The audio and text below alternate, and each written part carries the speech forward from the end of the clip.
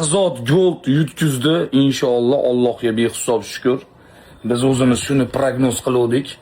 Endi xudo xolasa Tayson yutkizsa, xudo xolasa hammasi joyiga tushib ketadi. Ertaga 40 kishilik osh.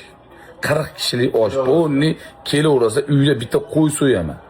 Jonlaring sog' bo'lsin, bizni o'zbegim paddeshga qilib turganlar. Haqiqiy bayislarni paddeshga qilish kerak. Bular blog gruppalarda chiqib. Mana ahvol. Bir mush uralmadi. Bir mush gold uralmadi. Bir mush uralmadi. Qanday sizlar o erka bulanga ro'para qilishlar mumkin. O erka bulanga bir 75 yil erka bulandi bilan ko'mirkonga olib borib ishlatib tirnovka qilgizmasdan gold 70 yil tirnovka qilsalaring, o'shanda qo'ysalaring ham erka bulan uradi goldni.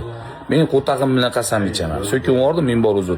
Hozir xudo xolasa Tayson yutkazishini tomosha qilaylik, hammamiz jonlaring sog' bo'lsin, video qo'yamiz.